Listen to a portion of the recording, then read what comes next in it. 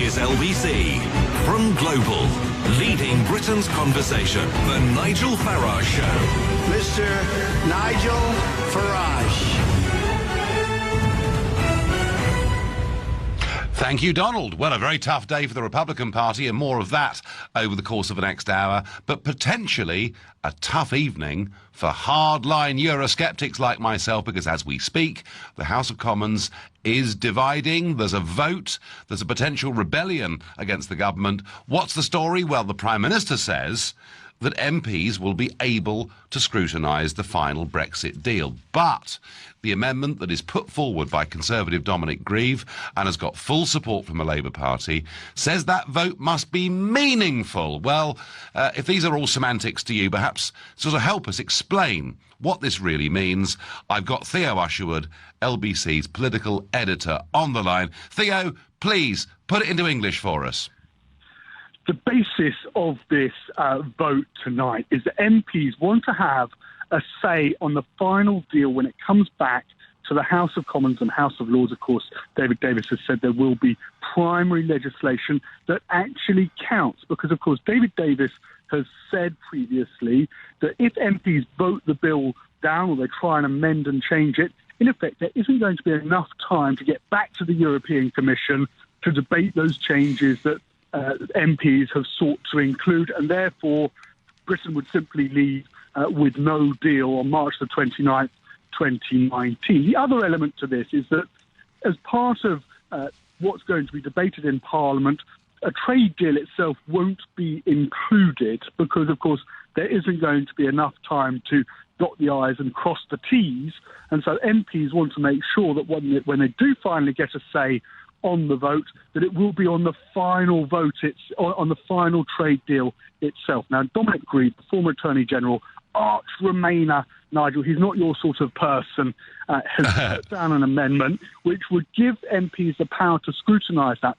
And in short, what Theresa May said it meant for her and the government today is it would mean condensing the trade talks into an even shorter space of time so that they have a final deal early in the summer, and then that would allow more time for MPs to debate the legislation and potentially amend the legislation when it comes to the House of Commons.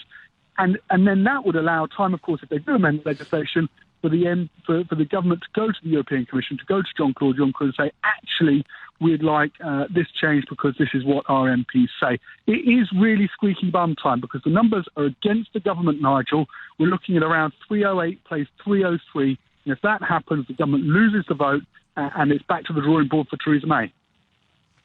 It is, and I suppose in a sense it's back to the drawing board for those that want, I'd call it a clean Brexit. I guess Chuka Umunna would call it a hard Brexit.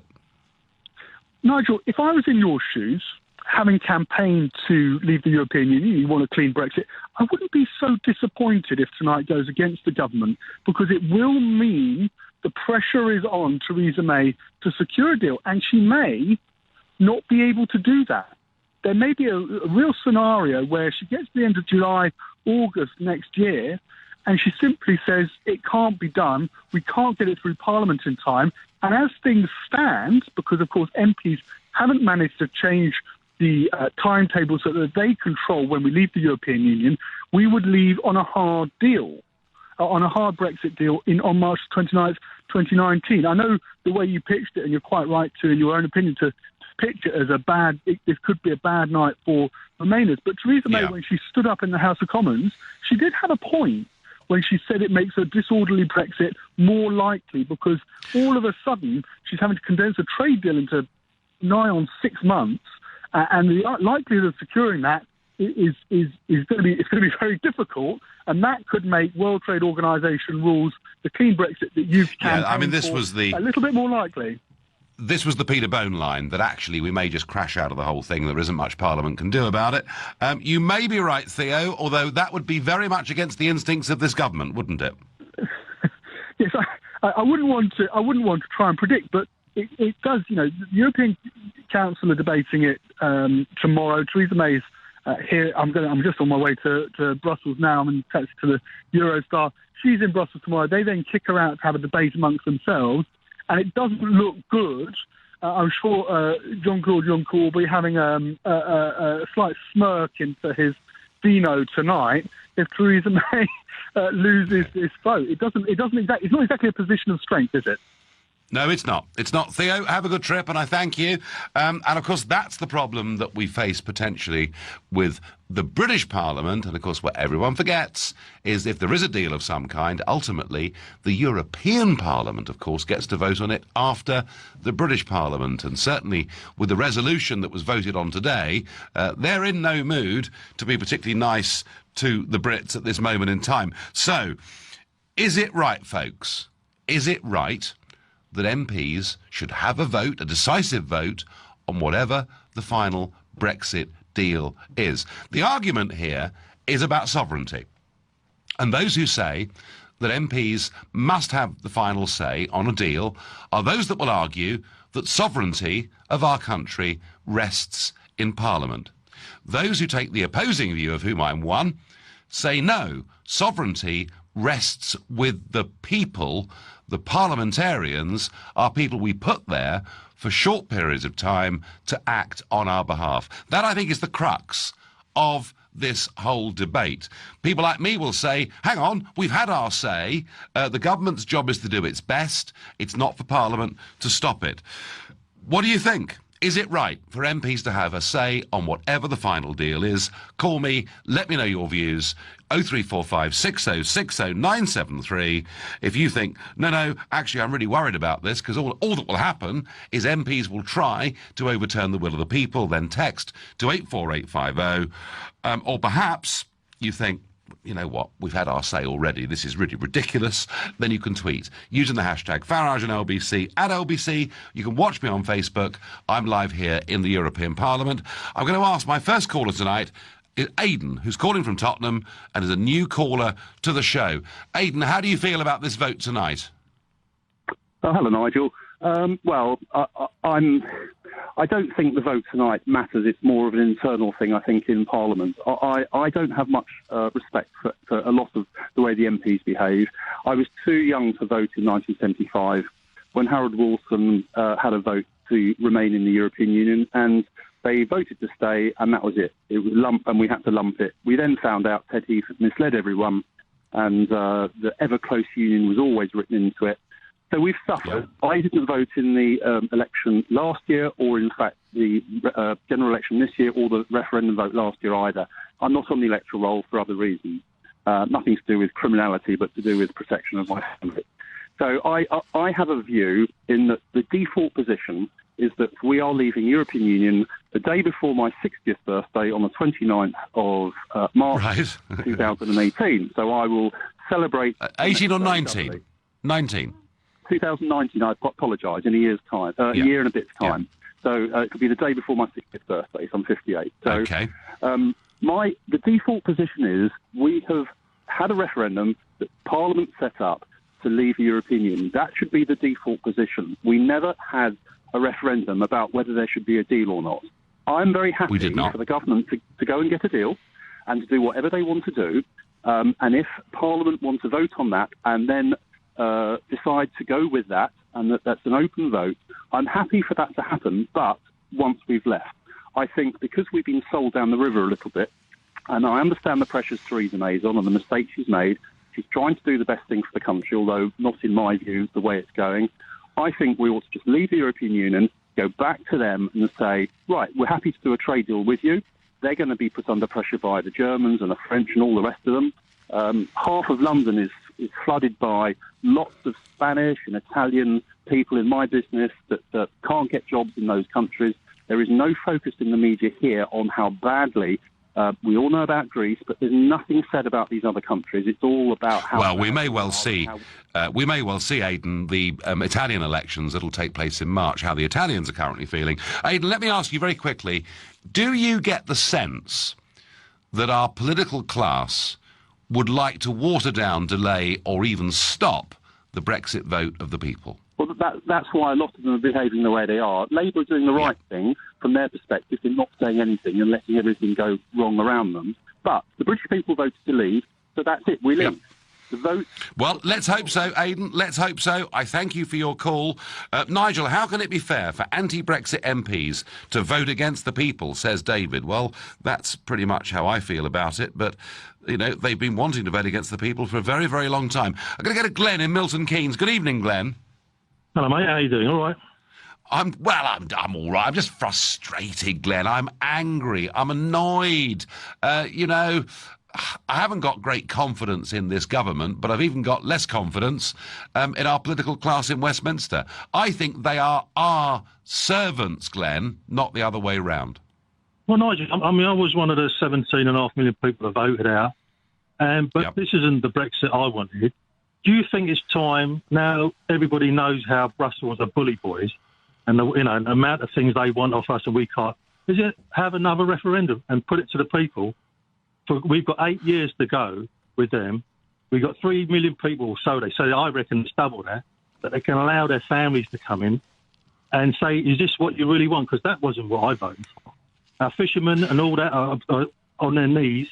You know, the building trade, the British builders are on their knees. This isn't what I voted for, Nigel. Do you think it's time for another referendum and say...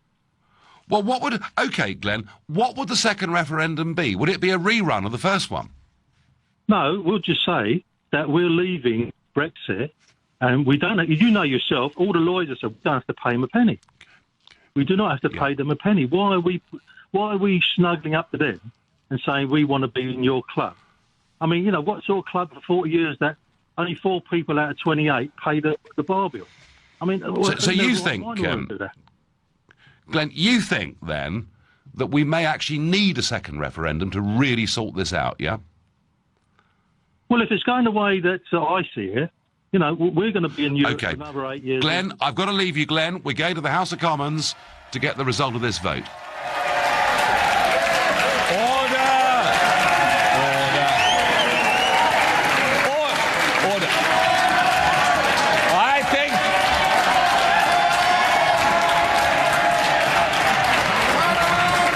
I think we all want to hear the result. Let's make sure the result is correct.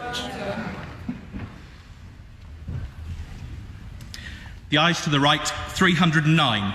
The noes to the left, 305.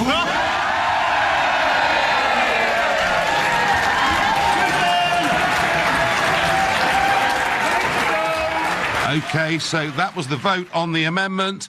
Theo Usherwood, how do you read that? Yes, Nigel. Sorry, it's cracking on the line. Yeah, can you hear me? Right, we've got some problems there. So the amendment has passed by 309 votes to 305. Have you ever heard Parliament happier? Have you ever heard louder cheering in all your life?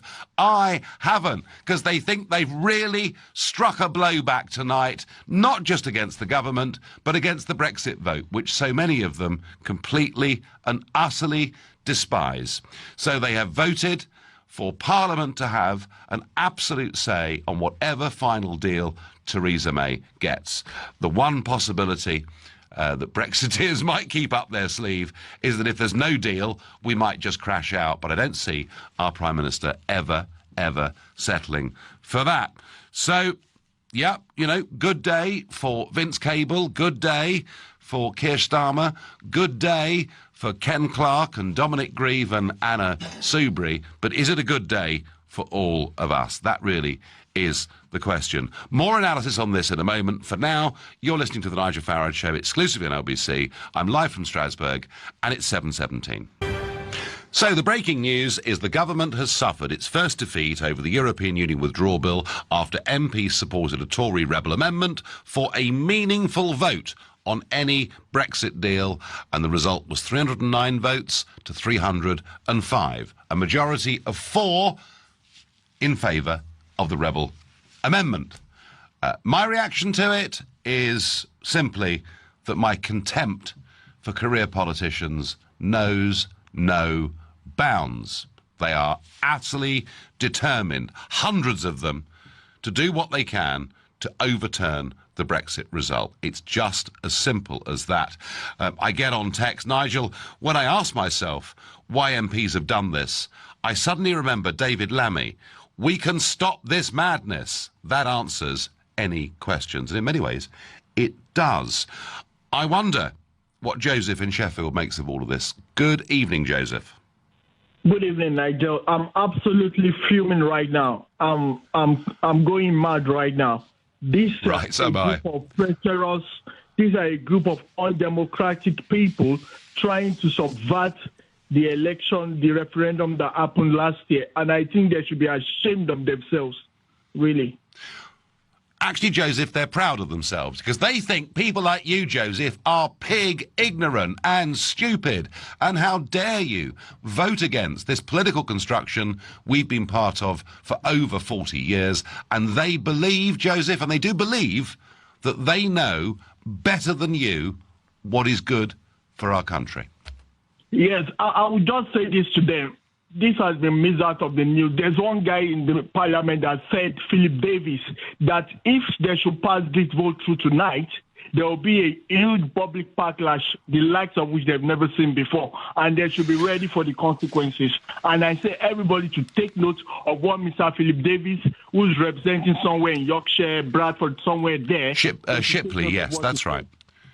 Yeah. No, well, Joseph, I think he's right. And I've been saying for some time, don't underestimate the Brexit backlash. Don't underestimate the passion of people that voted against what all the mainstream parties said, what all the global leaders said, what many very important, not all, but many important elements of the media said. Joseph, I'm with you. There will be a backlash at some point. Joseph in Sheffield is fuming. Simon in Basingstoke, how do you feel? I think I'm beyond fuming, but I think that not only has Theresa May betrayed the British people, I also think she's betrayed her own party by allowing this to go ahead. How many of those 17.4 million voters are Tory voters? I will not vote for a Theresa May-led government, and I'm very doubtful whether I'll ever vote for a Tory government. Do you know, Simon, you're saying this. If you're a regular listener to this show, you will know that I've now been arguing for nearly 3 months that the longer Theresa May stays as Tory party leader and Prime Minister, without her heart really in Brexit, the closer we get to a hardline socialist government with Corbyn and McDonnell. Because, Simon, I think there are millions of people like you out there who would be inclined to vote Conservative but won't if she's in charge. I think that's absolutely true. And I think that not only is what she's doing morally wrong, but I also think it's politically stupid. If she'd have said, we've tried to negotiate with the EU in good faith, they've demanded money effectively with menaces, and this is Great Britain, we don't respond to that, and had a hard Brexit, the Tories would have walked the next election. Because even Remainers object to the way that the EU has behaved. Do you know, Simon? I met this morning here in Strasbourg. A Tory MEP had a coachload of visitors, and there were some from Kent, some from Hampshire, but from southern England. And I was chatting with them, and I made the point to them. I said, if Mrs May really stuck to her guns, showed people she believed in Brexit, even if the government fell, she could win the next election by actually getting a lot of Labour leavers to vote for her if she showed that conviction. But it's just not going to happen, Simon, is it? It's not. And I think, again, this shows the tremendous lack of judgment that Theresa May has and those that are advising her. But above all, this is putting at peril the whole idea of representative democracy. That only works, Nigel, if your representatives represent your views. Well, trust, Simon. Trust the word, isn't it? Trust is the word. I know people, I've met people who said to me, I've never voted in my life, but I went out to vote in that referendum because I thought I could make a difference. And people voted on both sides, believing this was something that really, really mattered. And if now, cynically, our career politicians do everything they can to overturn it, and goodness me, they've taken a step down that road tonight, then I think the result for trust is seriously bad news. Simon, I thank you. So Simon is beyond fuming. David says, I'm so angry at this result. Theresa May should resign. Let's have another election. Well, David, you're angry because you're a Brexiteer, predominantly, I'm sure. If we do have another election, right now, I would not discount Corbyn being the biggest party and being able to lead a coalition government that would do their utmost, if you believe what Keir Starmer says, to keep us in the single market and the customs union in perpetuity. So I could say to you, David, be careful what you wish for. Richard is calling me next from Whetstone. Richard, good evening. Good evening, Nigel. How are you? I'm well. So delighted. So you're delighted. You think Parliament's done the right thing, yeah? I do, because for two reasons, really. I think the Leave campaign missold Brexit to the British people. And oh, really? We don't need to go into reasons. Yeah. But there's no point pointing who's done what and etc. But so you don't think, Richard, just very quickly, you don't think that the Yes side missold in 1975 the common market, no? I just think that if everyone knew that £350 million a week was not going to the NHS, that you guys might not have won the referendum. And had they said, no, go on, move on. Okay. And the second point is, but more importantly than being missold to, if or if not true, is the reality of Brexit. And the fact is, the EU are calling the shots. I remember watching you saying they need us. Well, the reality is, yeah, they do need us, but we need them more. And as people see the reality of what's happening, we're not being able to negotiate properly or well, and then we have inflation at 3.1% because our currency's gone down, etc., all as a result of Brexit. It's the only shot we have for our representatives in Parliament to fight for the Brexit that we need, which is a soft Brexit. We need a soft Brexit. If not, no Brexit. Well, Richard, the Sterling point, I mean, Sterling fell far more between 2010 and the referendum than it's fallen since. So that's a slightly separate issue. But if Brexit, all right, if Brexit means effectively staying in the single market, if Brexit means regulatory alignment with the rest of the European Union, if Brexit means the European Court of Justice having some say over citizens' rights, EU citizens' rights, for the next 8 years. And these are basically all the things that were agreed last Friday morning. Is it actually Brexit? Essentially not. It's remaining, if you like. Right. And it's, so, yeah. So, Richard, would you accept that when people use the term soft Brexit, and by the way, that term, hard and soft Brexit, were never used in the referendum at all, that when people use the term soft Brexit, effectively what they mean is staying in the European Union, though not in name? Yes, Nigel, I think along just how you described it, in those words, yes. And I think we have MPs for a reason. There shouldn't have been a referendum. But fine. Oh, no. Richard, I'm amazed they even give us elections, frankly. But look, thank you. And I think Richard there has just perfectly described, honestly and openly, what soft Brexit means. Soft Brexit means staying in virtually every single part of the European Union. We'll just leave the treaty. They'll say we've left, but in reality, we won't have done. You're listening to The Nigel Farage Show, exclusively on LBC, live from Strasbourg. It's 7:30 and... So the government has suffered its first defeat over the European Union withdrawal bill after MPs backed a Tory rebel amendment for a meaningful vote at the end of any process that delivers a Brexit deal. The result was 309 votes to 305, a majority of 4, and I don't think I've heard louder cheering in the House of Commons since we won the Falklands War. That's how happy many of our MPs were. Now, last night, you may have been a little bit surprised that I put emphasis on this show towards a special election, their form of a by-election, that took place in Alabama. I did so because I knew that it was a very big, important vote, and I was pretty unsure as to which way it would go. Remember, Alabama had been a Republican state for the last 25 years, but the Republican candidate, Roy Moore, was bedeviled with scandal, much of it going back 40 years, but a series of allegations that he behaved inappropriately with under age girls. And last night, we had with us on the show Wade Smith. He's the morning show host on News Talk 570 in Gadsden, Alabama, which is Moore's hometown. Wade, good afternoon. Good afternoon. Thanks for having me. No, well, I tell you why we're having you back. Not just because you're there in Gadsden, but you said something last night that was really, really interesting. You said that you yourself were a Republican voter, and yet you couldn't bring yourself to vote for Roy Moore, and you talked about the fact that the turnout was higher than people thought it was going to be, which you thought would play in the Democrats' favour. So, Wade Smith, you called it. I really did, and it was almost spot on when we looked at it after the fact.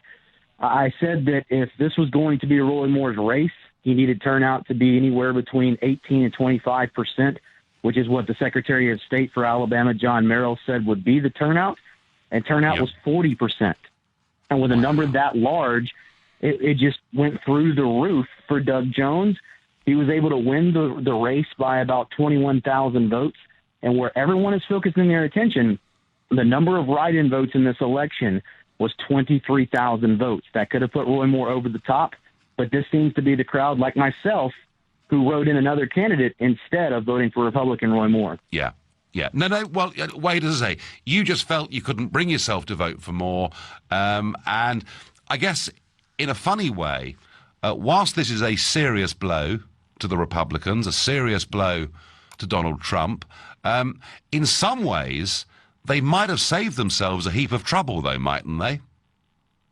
They absolutely did, because they're going to have Doug Jones, who is the Democrat now sitting in the seat, for another 2 years until the next regular election, until the cycle runs out on this seat. This was Jeff Sessions' seat before he was appointed to the Attorney Generalship.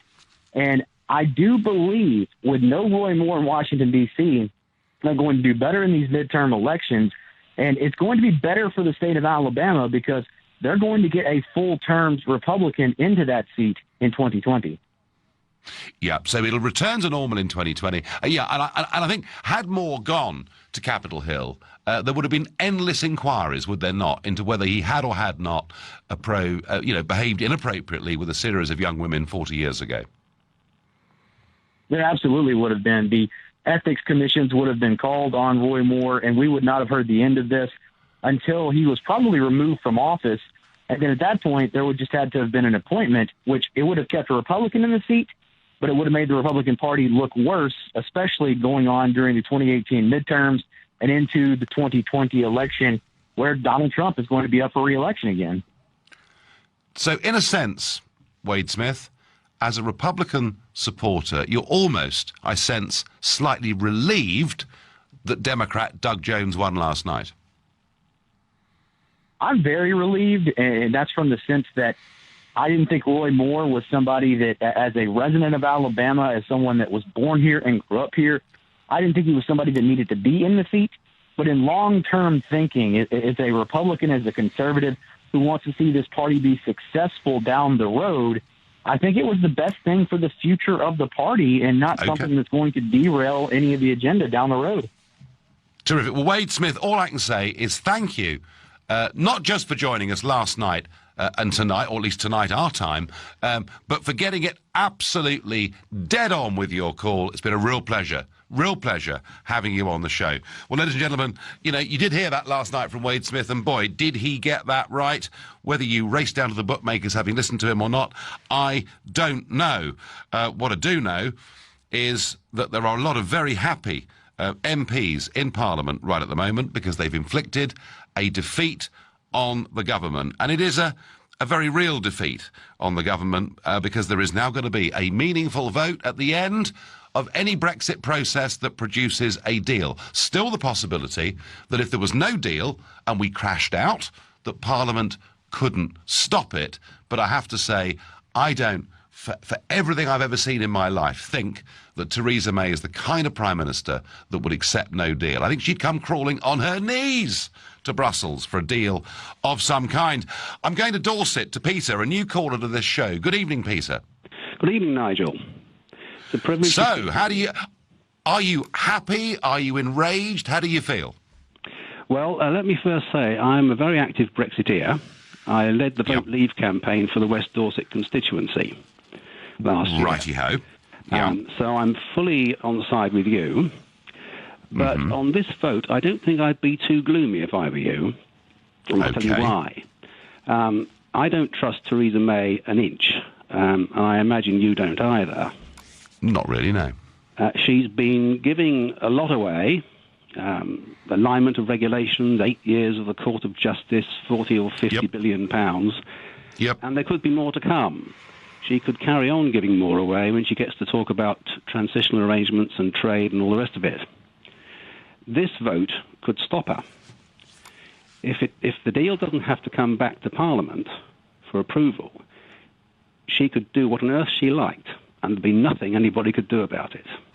Well, the vote today in the House of Commons, Peter, but the vote tonight, Peter, in the House of Commons, is that the deal has to not just go back to Parliament, but that they can actually veto it. That's right. But supposing the deal that she negotiates with Brussels is a terribly bad deal from the Brexiteers' point of view, Parliament would veto that too. So it's a double-edged sword, I think, this one. I heard the cheers in the House of Commons. Yeah, amazing, wasn't it? Quite amazing. And I think the cheers from the Remainers might rebound on them in due course, because they might find that this vote can be used against them. Well, you may be right, Peter, but I would just say this to you, that what I've noticed since the referendum are two shifts that are going on. The first is a shift in public opinion. And now, fewer than 1 in 5 voters wants to undo Brexit. There is now a clear, solid majority that say, look, we voted for this, let's just jolly well get on with it. That's the people. But the other shift has been amongst our political classes, and they now feel, I think, emboldened. They now genuinely believe that they can get us what is called a soft Brexit. And I don't know whether you heard, Peter, the caller, before we went to the news at 7:30, saying, yeah, actually what soft Brexit means is effectively we stay in. That, Peter, I think is the problem. And I wonder what we're going to have to do. You were involved with the referendum campaign, that great historic victory. What are we going to have to do to take him on again? What are we going to have to do? Yeah. The price of freedom is eternal vigilance, Nigel. So keep on fighting, yeah? Certainly vigilant. Well, I know I've had a quarter of a century of it, and I guess what sort of gets me down a bit today, and I did say this in the session in Strasbourg this morning, is I do feel there may be a battle. We may have to refight quite a lot of this all over again. Peter in Dorset, thank you. And Peter thinks, well, actually, may not be that bad. It could go back the other way. On Twitter, I get, this is a victory for sovereignty against a rudderless, weak government. Nigel, a majority of 4 is too close to count. They should be made to vote again, says Kenny. Understand that Brexit will be aborted. The trajectory is changing. Well, the trajectory amongst our political class may well be changing. I'm absolutely convinced the trajectory amongst ordinary voting public has actually, in fact, gone the other way. But that's where we are. You're listening to the Nigel Farage Show, exclusively on LBC, live from Strasbourg, and it's 7:45. We understand there were 12 rebels in Parliament tonight that voted against their own government and voted for Parliament to have a meaningful final say on whatever deal the government negotiates. And we understand one of those was Stephen Hammond, and he's just been sacked as a vice-chairman of the Conservative Party, according to Sam Coates of The Times. The Labour leader, Jeremy Corbyn, has responded by saying this defeat is a humiliating loss of authority for the government on the eve of the European Council meeting that happens tomorrow night and into Friday. Labour has made the case since the referendum for a meaningful vote in Parliament on the terms of Britain's withdrawal from the European Union. Well, I don't know. Not always easy to work out exactly where Labour has been standing on this.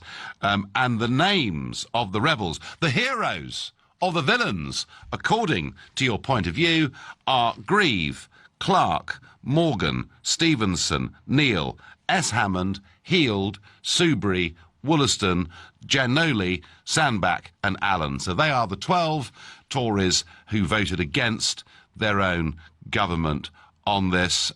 Looks like one of them has been sacked as a vice-chairman of the party. That looks like good information. I wonder where we go from here. Joseph in Newcastle is a new caller to the show. Good evening, Joseph. Hi, Nigel. Good. So how do you feel? I mean, are you elated or fuming? Elated, because I heard your Brexiteers friends on before. I just thought it's wrong. We voted to leave the EU to get parliamentary democracy back to the Parliament. No, we voted to get our country back. Yes, but we also voted to get democracy back to our Parliament, stop taking the EU rules. So right, and the MP should have a vote on the final deal. Anyway, I don't trust David Davis or what. I just don't trust him, and I don't think the MP is either. All right. I mean, listen, I do take your point that this vote was, the referendum was very much about sovereignty, but it is a little bit about your definition of sovereignty, isn't it? You know, are the MPs our bosses, or are they our servants? But they're elected to look out for the best interests of us. So if Theresa May comes back and the deal's rubbish, and they vote for it, that's going to screw Britain. So if they hold the government to account, it's going to be better for us and it's be a better deal. So what happens if Theresa May? What happens if Theresa May's deal is rejected by Parliament? Where on earth do we go then, Joseph?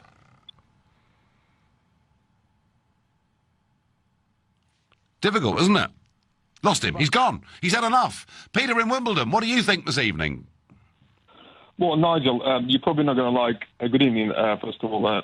You're not going to like what I'm going to say, but the main reason this country is in such a mess is because millions of British people were fooled by crooks and conmen politicians like yourself. And I couldn't agree more, Peter. Back in 1975, the lies they told about the common market were unforgivable. They should have gone to the Tower, most of them. You can go back as far as you want in history, but we're talking about where we are now. What I'm trying to say to you, Nigel, is instead of you standing in front of that poster of Syrian refugees entering Germany, not United Kingdom, you could have explained to the British public the implications of having an Irish border, for instance, or breakup of European or United Kingdom, or for instance, the biggest contributor to the treasury in this country is the financial sector.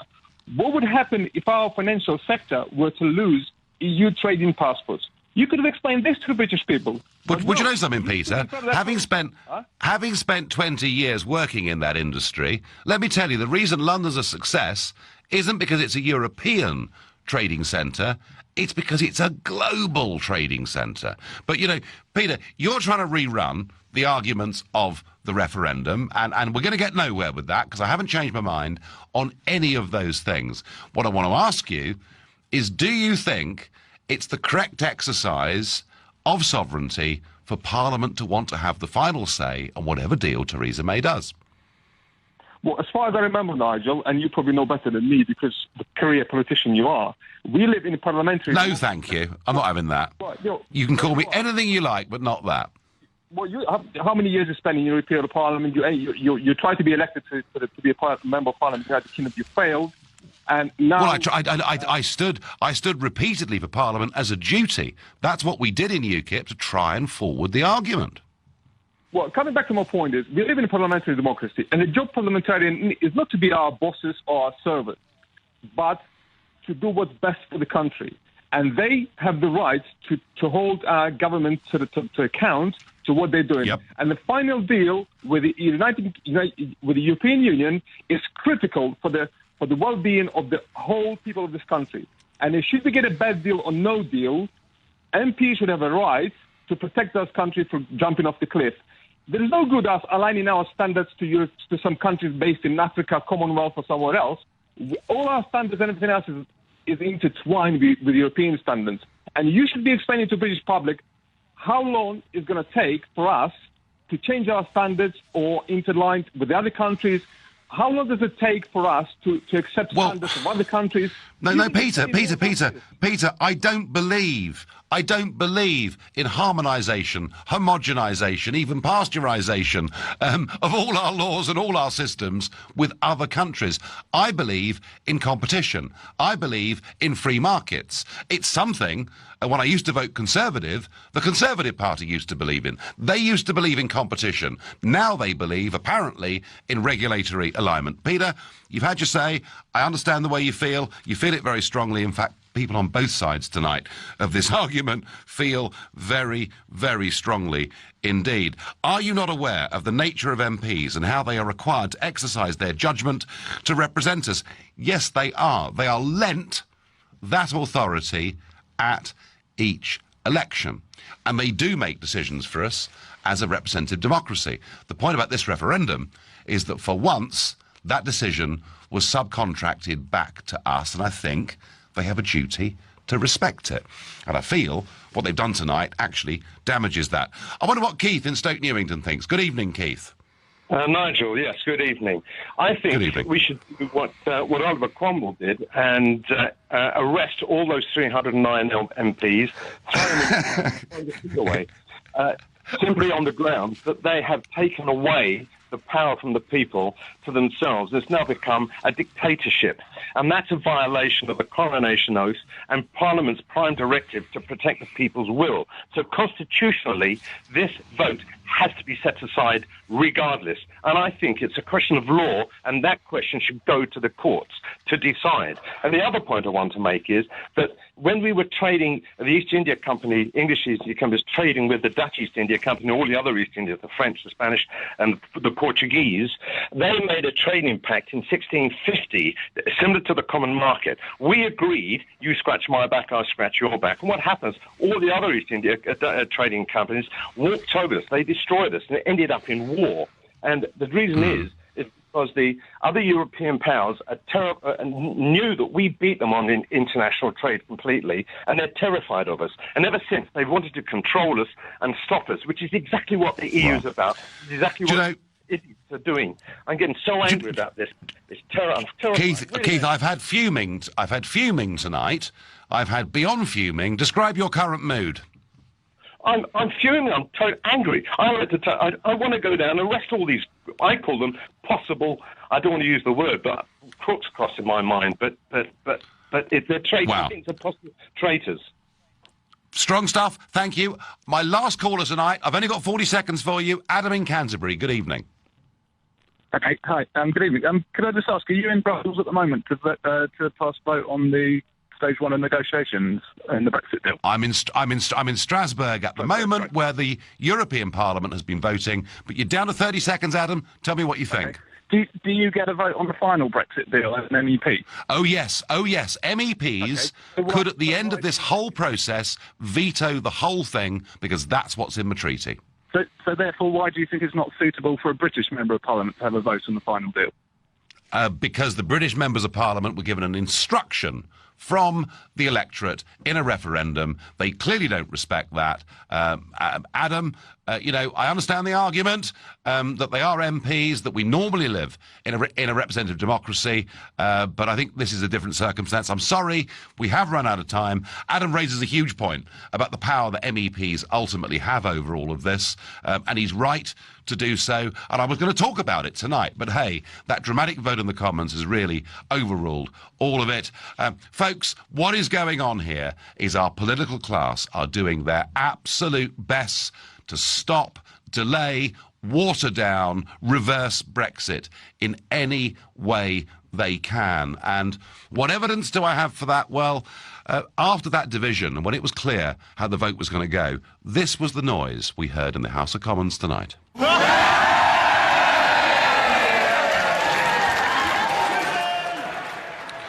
And I think that noise, frankly, says it all. You've been listening to The Nigel Farage Show here on LBC. I'll be back tomorrow night from 7 o'clock. Coming up at 10 tonight, it's Ian Collins. But up next, it's Clive Bull.